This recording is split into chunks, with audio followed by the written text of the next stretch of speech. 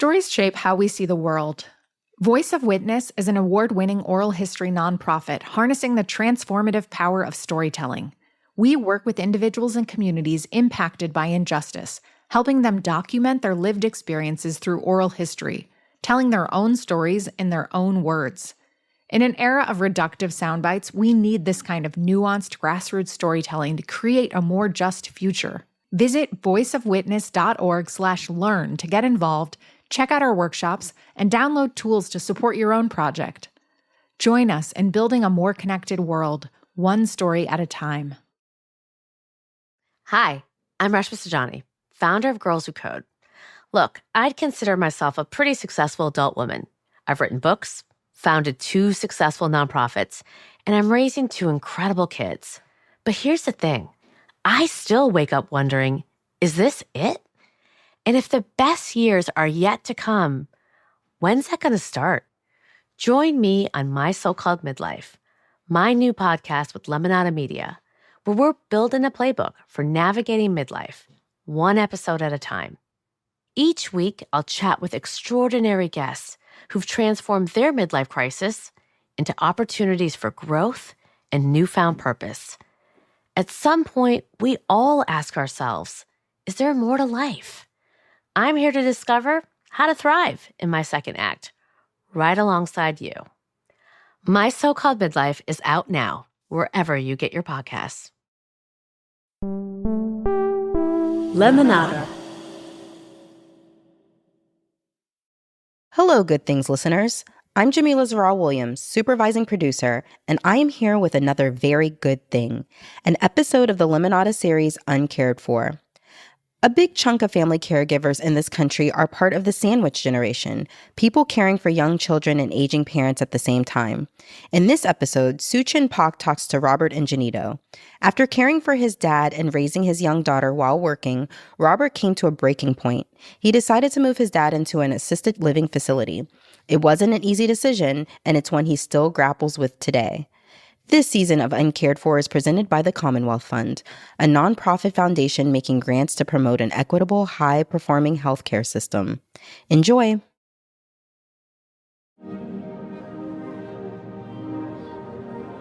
It's time-consuming caring for my father and caring for my daughter at the same exact time. My kids are 5 and 7 years old. My parents are in their late 60s. Some of my biggest struggles is just balancing everything on my plate. This sandwich generation, no one prepared us for it. No one prepared me for it. I feel exactly the same way. All of a sudden, you hit your 40s, and nobody's told you that you're going to have to raise children and take care of your parents at the exact same time. 30% of family caregivers in this country are part of the sandwich generation, people caring for both young children and elderly loved ones. And many of us also balance work on top of it all. Even when there are good days, where everything is running smoothly, no one is sick, there's no emergency to take care of, there's still this constant feeling of stress. It's always there. Sandwich generation. I mean, it's such a cute way to describe a time that for many of us might actually be the hardest years of our life. Being stuck in the middle, being pulled in a million directions, often feeling very overwhelmed and very alone. This is Uncared For. I'm your host, Suchin Pak. Today, I'm talking with Robert Ingenito, who is part of this sandwich generation of caregivers. For several years, Robert's dad lived with him and his wife as they raised their daughter. Robert worked part-time as he juggled family life and being the primary caregiver for his dad. Robert's father died in February. He was 93. I spoke with Robert about 1 month later. He was grieving, of course, but he still wanted to talk about his experience, to put words to some of the things he had gone through. Caring for his father had been such a big part of his life. Their relationship in general was so strong, though Robert says they weren't always close. What was he like as a dad? He was quiet. I don't have many of your typical father-son memories. We didn't do things like play catch or, go to baseball games. he wasn't the more, let's say, hands-on parent as my mom. Yeah. He really, focused on his career as attending a physician at a couple of different local hospitals before going into private practice. But, he was definitely present and around and just loved being with me and with our family and going on vacations and all those things. Yeah. When my mom passed away, when I was 19 years old, I have this very strong memory of my dad and I in the basement of our house, and we're doing the laundry. And, there were two things he said. One was that it wasn't supposed to happen this way because my mom was so much more younger than my dad. But two, he acknowledged the fact that he wasn't the more hands-on parent with me, and that he hoped, that the years ahead would bring us closer together. Oh. And, he did. It was 25 wonderful years of some great father-son time. When Robert was in his late 30s, living in New York City and just starting a new family, his dad was approaching his late 80s. After his dad had a heart attack, Robert took on some caregiving duties, like preparing meals and going to medical appointments. But things really changed when he and his family moved to the suburbs with their toddler, and Robert's dad moved in with them. So all of this is happening. You're starting a family. Your dad is moving in. I mean, this is why we're sitting down with you. There's so many books and conversations and TV shows around like becoming a new parent, and the joy of bringing a life. This whole kind of part of your life that so many of us find ourselves in, where we're raising our own family and then taking care of aging parents. That part was like a black box. Right. I was not expecting him to live up to 93 years of age, right? Like, we are in a world today where people's lifespans are going much further beyond where they used to be. And so I think the fact that I was in this, what's called the sandwich generation, where, I have a little one and then also a geriatric one that I'm now taking care of at the same exact time, was just, crazy. Yeah. No, it is. It's a whirlwind. Like, there'll be a moment where the wind dies down. I'm like holding my breath, and then something kicks it up again. And this juggling of these two phases in your life that are so different, but also weirdly similar. Yes. And then you're both the child and the parent in both situations. Yeah. It was funny. In September of 2020, we're in the midst of COVID, right? And our daughter is now, I think she's probably about 2 or 3 years old. And we're like, in the middle of potty training. But at that same time, my father had a very mild stroke and he fractured his hip. And so after he went to the hospital and, came back home, we had to do things like install chair lifts, and we bought walkers and a bed cane and a commode to go over the toilet. And, this is kind of a funny little story that my wife and I, would talk about. But, as I said, it's around this time that we're potty training our little daughter, and she has a special potty seat, right, that goes over the regular toilet seat. However, whenever she needed to go to the bathroom, we had to swap out my dad's commode with her potty seat. And whenever my dad had to use the bathroom, we would swap out her potty seat with his commode. And my wife and I would say, these potty seats and commode manufacturers need to get together and like build a device that can accommodate sandwich generation households. I mean, I love it. You gotta just look at those moments, and it's the absurdity, of hold on, wait, who has to pee? Hold on, I gotta get the right toilet. I love it. I know I'm in that phase where my dad just doesn't want to eat what he used to eat.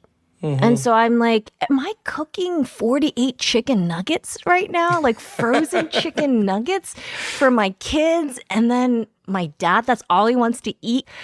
And my dad was never that person. And it's just also a weird, changing of identity. The parent becomes the child, and the child becomes the parent. Yeah. And you're making decisions, you're cooking meals, you're doing tasks that you'd normally associate with, changing of a diaper on a baby table. Yeah. When, no, you're actually doing that for your loved one, for your parent, or for, somebody who you need to take care of. Yeah. And it's hard. It's really, really tough to kind of put your brain and your whole being into that new role with this person. When we come back, Robert talks about how this new role became all-consuming and when he got to his breaking point.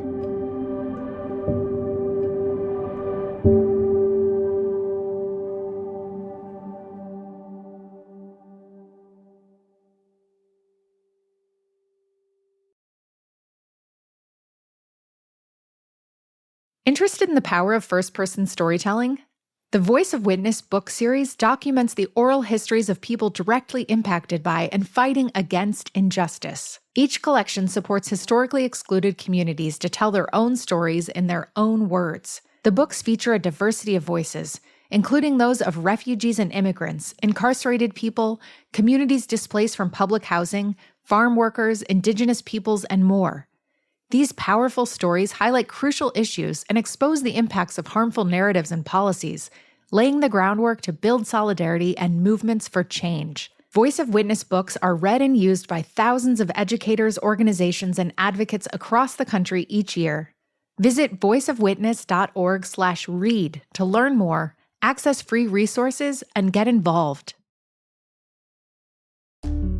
Want a sneak preview of hot new audiobooks? Then check out Your Next Listen, a new podcast from Lemonada Media and Simon & Schuster Audio. We've got everything: the hottest new thrillers, best-selling celebrity memoirs, and swoony romances. And these aren't tiny clips either. They're entire chapters you can listen to. Your Next Listen is out November 11th, wherever you get your podcasts.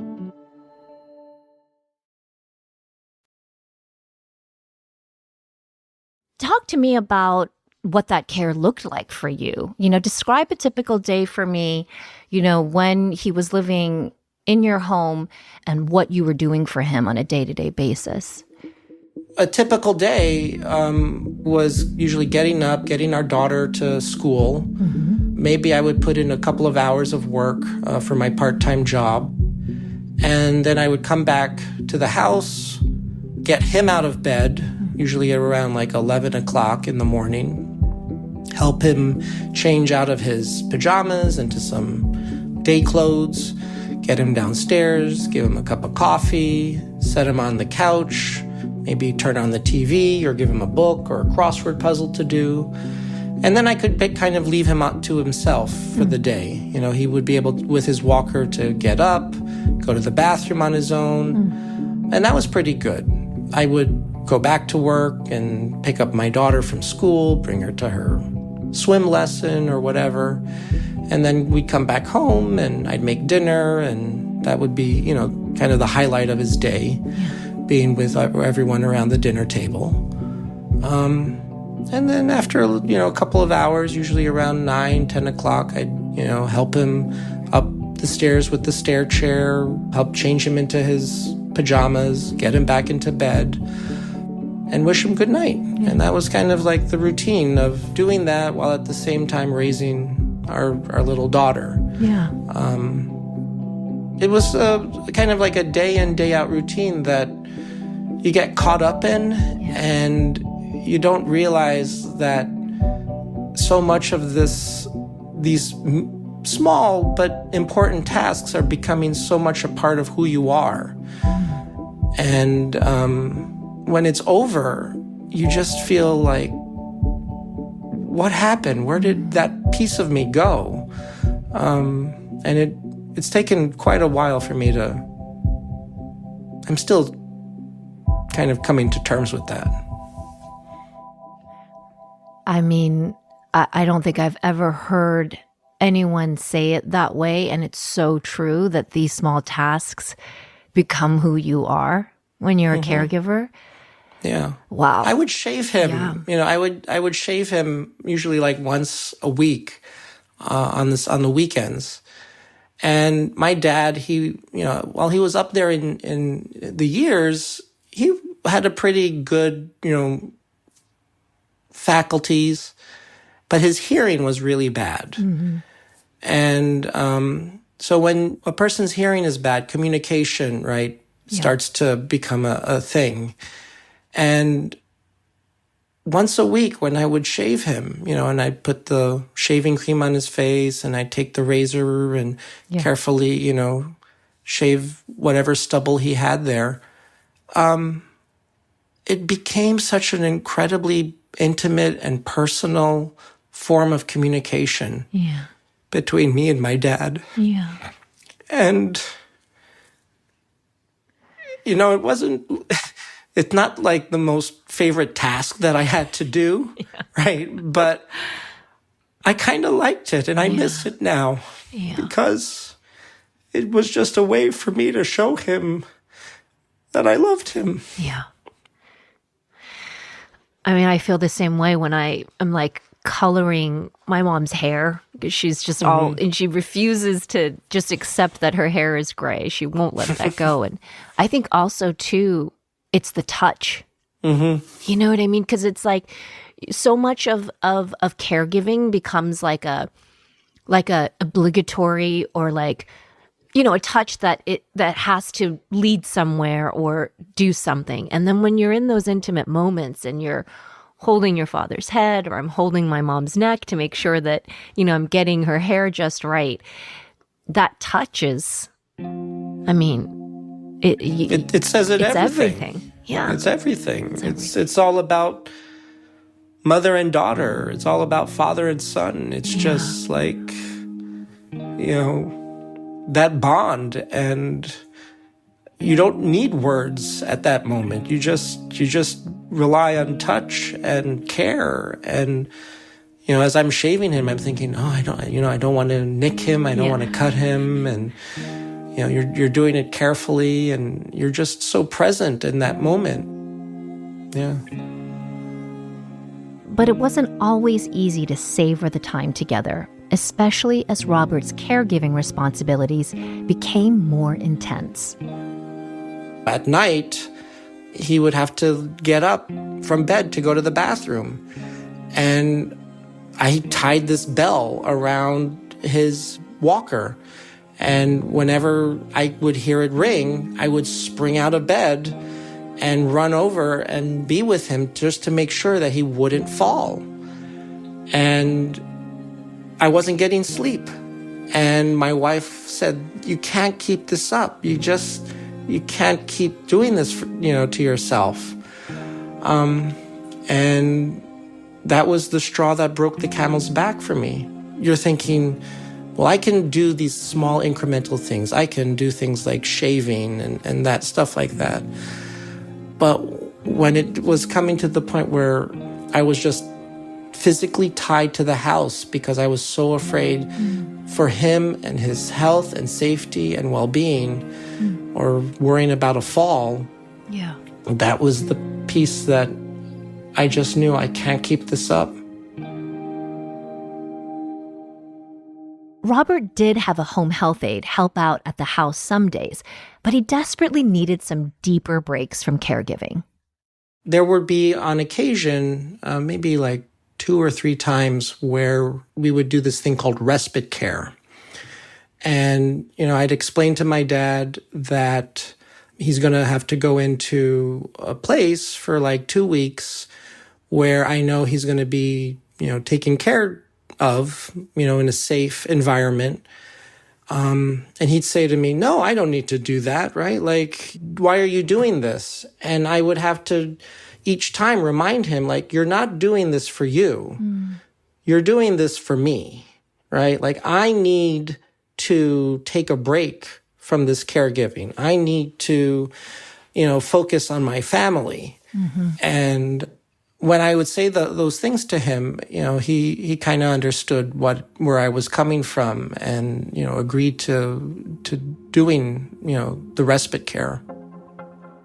It's so important for caregivers to ask for help and take a break when we need it.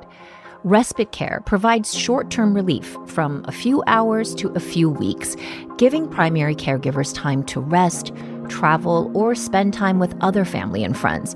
You can look for providers through a home health agency or your local department on aging. But as Robert learned, sometimes respite care just isn't an option. Were there moments when you were taking care of your father that you felt that it was pulling you away from being a father? Oh, yeah, absolutely. The one memory that really rises to my mind is in August of last summer, my family and I were planning to go away on vacation, and I had signed up my dad to do this respite care so that we could go away. And he got sick. And, when you do sign up for respite care, you have to go through this process of being evaluated.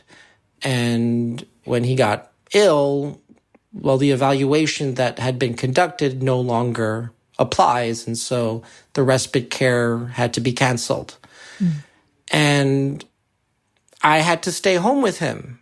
And my wife and our daughter went away on this trip.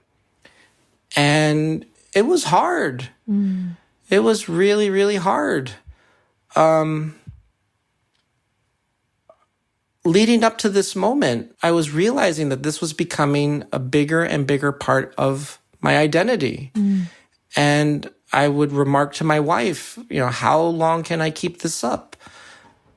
But after that trip, after that experience, my wife and I, we kind of came to this conclusion that, this is just not sustainable. Yeah. And that we needed to find a way for him to get the care that he needed that wasn't going to be as taxing on me or on our family. And that's when we moved him into assisted living, where he stayed for the next about 5 months of his life. Moving a parent into assisted living isn't an easy decision for a lot of people. For Robert, though, something happened decades earlier in his life that made it particularly difficult. So I'm 19 years old. I'm a sophomore in college. My mom, who had been battling colon cancer, was basically at the end of her rope, and they had told us that we needed to pursue hospice care for her. And we brought her home. We gave her everything that we could. And she, from her deathbed, she says to me, don't put your father in a nursing home.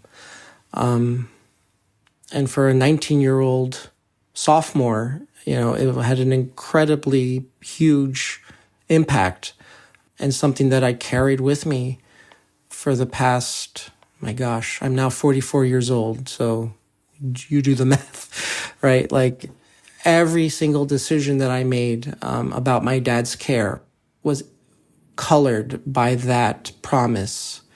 And I can still remember it so vividly.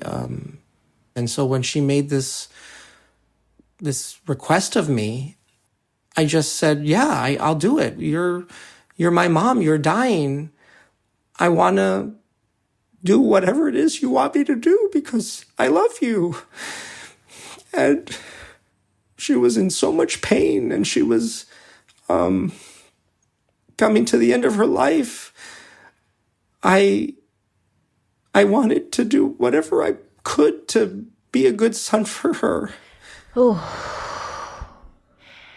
when you tell me that story, it just like how much love that your mother had. You know, in her last moment, she was like, take care of this person that I love. So there is some poetry, some beautiful. It's both. It's the hardest and it's the most beautiful. So I have to imagine, since this promise you made to your mom that moving him into this assisted facility, how hard that decision was. It was the worst decision I had to make. I just felt awful. I remember the day my wife and I were driving to this facility to sign the lease. You know, we're heading down the Hutchinson River Parkway, and I say to my wife, I feel like I'm throwing in the towel. I really thought that I could keep this promise, that I could, you know, I would be able to keep him at home and that he would spend his, you know, final days in our house. And it wasn't realistic. It wasn't possible. I couldn't keep it up. There was a small pang of guilt.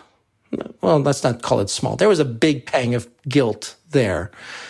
You know, I don't want to necessarily pigeonhole, you know, cultural stereotypes, but, you know, I grew up, you know, in this Catholic, Italian, Filipino household where guilt is a big thing. And this was a promise that I had made to my mom on her deathbed, right? Like... If that isn't the most Catholic, Filipino, you know, immigrant mom thing to do, right? It's like out of a movie, yeah. But I had to come to terms for myself. I had to come to terms, you know, understand like, I'm a dad, I'm a husband. There's so much more going on here that I have to be aware of. That's beyond just being a good son.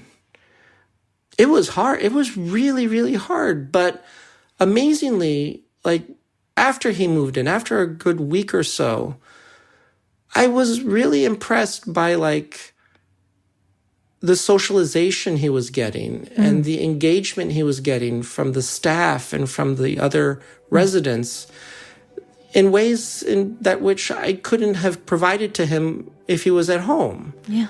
Right? And that to me was like a wonderful surprise. Just, it made the decision a little bit better.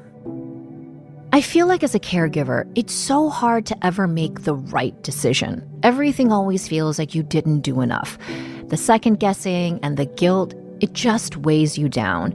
And it doesn't help that we have so few real options for care in this country, especially when you factor in the cost of care. And then on top of that, the stigma many people feel around nursing homes. But Robert was able to move beyond that and realize that he wasn't throwing in the towel. He was doing what he thought was best for his whole family. There's something to be said for having the courage to make a change, even if it's one you hadn't planned on. After this short break, Robert talks about how his 6-year-old is dealing with all the change.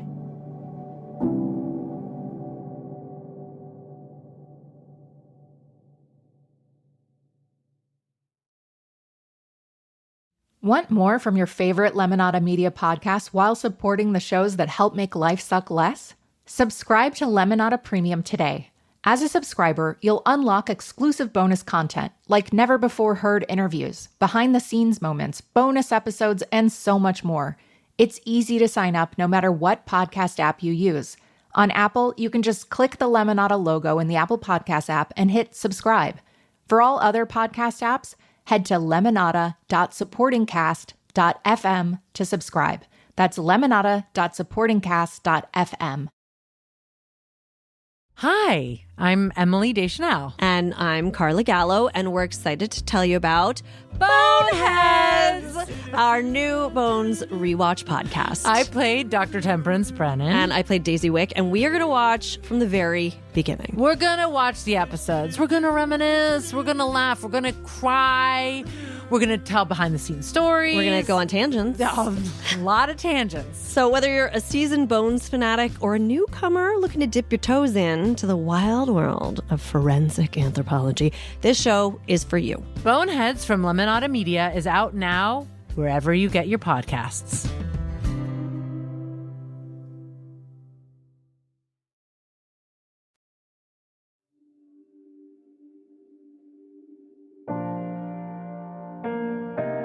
Welcome back. After Robert moved his dad to an assisted living facility, he said the house felt empty at first, but the transition ended up being good for the family dynamic as a whole.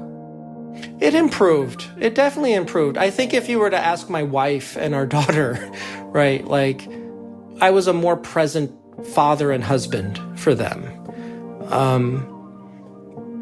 And I think in the times that I would visit with my dad or, take him out to a restaurant or to our house for dinner, I was in a better place, right? I was better able to take on whatever the challenge was because I had that rest and that respite, and I can come at things in a much, refreshed way. But holy cow, the price tag on that is huge. Yeah. For the 5 months that he was there, he was paying around $11,000, $12,000 a month to be in that facility. And, he was a doctor. He had, fortunately, the savings to do it. But it was expensive. And, Medicare's not paying for this. And you have to know, right, it's only going to get more expensive. So all of that was paid out of pocket? None of that was covered by insurance at all? No. I mean, his doctor's visits, the trip to the emergency room when he fell, the medications that he was on, that's covered by Medicare. And he had a good supplemental insurance that also would take care of, whatever wasn't covered by Medicare. But yeah, the assisted living facility, the rent that he was paying there, the fees that he was paying for medication review, for diapers, for the care that he was receiving, basically, that's all out of pocket. And it's a big price tag. This is something we heard from a lot of caregivers. Medicare just doesn't cover so many of these costs. Medicare is a federal health insurance program for Americans 65 and older. It covers things like routine doctor visits, preventative care, and hospital stays. But like we've mentioned in previous episodes, it does not cover assisted living facilities or other long-term residential care, such as nursing homes or memory care facilities. Medicaid, a joint federal and state program, may cover long-term care, usually in a nursing home, but only for low-income seniors, and the demand is high. But despite the big price tag of the assisted living facility, Robert was grateful for the care his dad received. His dad stayed there for 5 months until he had an incident. He fell, he fractured his pelvis. We had to go to the emergency room at our local hospital. And after about 4 or 5 days, I could see, this is not something that you can do surgery on. This is not something that he would be, bouncing back from the way he bounced back from his other falls. And I talked to the doctors. I talked to the palliative care team. I talked to the social workers. And I said, look, I just want him to be as comfortable as possible. I want him to, whatever we could do to mitigate the pain, let's do it. And if we can get him into a hospice hospital, I would appreciate it. For people nearing the end of life, hospice provides compassionate care focused on pain relief and providing comfort. Hospice also gives emotional support for the family. He was moved that evening. And I remember following the ambulance from the regular hospital to the hospice hospital. And it felt like again, this, throwing in of the towel. And it was like this last trip for him that I just felt awful about. And I felt, my God, I'm making these decisions for him. And I'm basically, giving him a death sentence, right? Like when you say hospice care, this is what it means. And when we got there, I remember meeting with the doctor, talking about the medications that he was on. He was on, different heart medicines. And I said, look, I know where this is heading. Do we need to be on this heart medicine? And it was, again, another difficult decision that I had to make. And we took him off those medicines. And about 2.5 weeks later, he was gone. Robert's dad died at 93 years old. When we talked, about a month after his dad died, Robert was understandably tender. I could hear him contemplating the decisions he made in real time. I was so grateful he was open with me because so many of us will someday be faced with very similar decisions, and they're hard to make and talk about. But Robert says he doesn't regret anything about the care he gave his dad, including moving him to assisted living. Kids can be a great medicine through grief, and Robert's daughter is no exception. She's 6 years old now. She grew up knowing that this grandpa, who was, in his 80s and 90s, was not the same grandpa as like my wife's parents, who are now in their 60s. And so, she couldn't like play with him the way she plays with my in-laws. He wasn't the kind of grandpa that could just, get up and run around the house with her or play, make-believe games with her. Or, for that matter, as I said, his hearing was really bad, could hear her the same way, that, I could hear her. And so that was a major stumbling block, I would say. But there were small moments where I felt we could bridge that gap. And so sitting in his lap while he's in the wheelchair and we're, going across to the church garden across the street from our house, or riding in his lap as he's going down the stair chairs. She would love that. Just a couple weeks ago, we had the stair chairs removed from our house. And I had like huge, emotional reactions to that.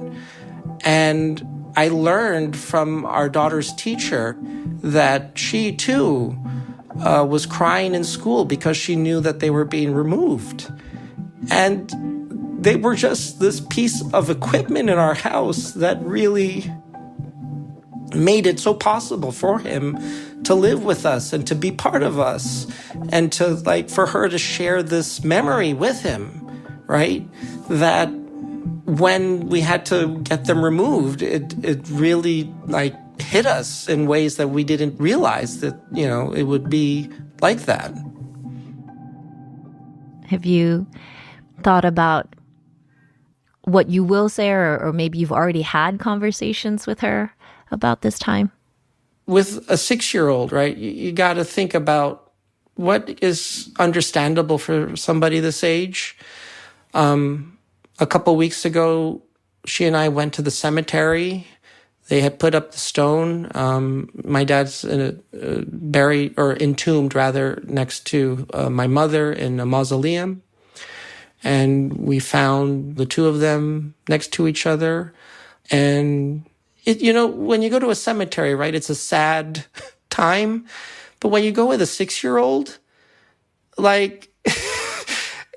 there's a certain levity to the situation. We were taking pictures of the stone, and my daughter's kneeling next to her grandma and grandpa, their names, and she's smiling and kind of being a silly, little 6-year-old. And I don't know, I felt like, this is nice. This is actually a really nice experience to be having, and instead of like coming to the person's grave and, you know, you're going to feel sad, of course, right? Like that's a given. But to go to the grave and be with someone who is just have such a light heart and a light, you know, spirit, it's a great learning experience for me. Yeah. Robert's story reminds me that when they say caregiving is a journey, it's really true. You can go from helping your parents here and there to moving them in, and then eventually you come to lose your loved one. And that will continue the journey in a whole different way. Feeling that loss, but also feeling lost yourself. I was imagining all these things sitting with Robert and seeing his grief. I think in the end, when you're caring for a loved one, you just want to know that you did all that you could. You loved as well as you could, and that those last years were met with dignity and care.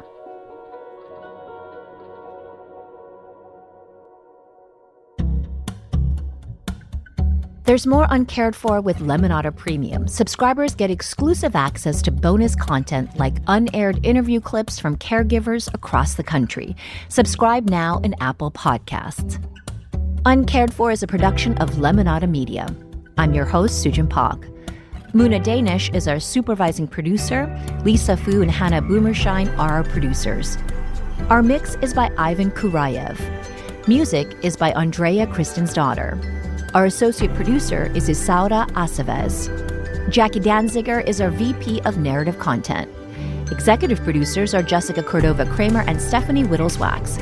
This season of Uncared For is presented by the Commonwealth Fund, a nonprofit foundation making grants to promote an equitable, high-performing healthcare system. Help others find our show by leaving us a rating and writing a review. You can follow me on Instagram at Sujin Pak and Lemonada at Lemonada Media across all social platforms. Follow Uncared For wherever you get your podcasts and listen ad-free on Amazon Music with your Prime membership. Thanks so much for listening. See you next week.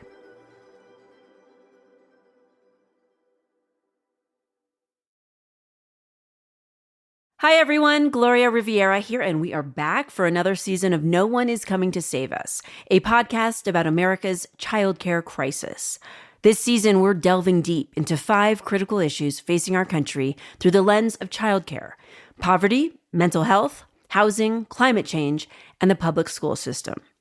By exploring these connections, we aim to highlight that childcare is not an isolated issue, but one that influences all facets of American life. Season 4 of No One Is Coming to Save Us is out now wherever you get your podcasts.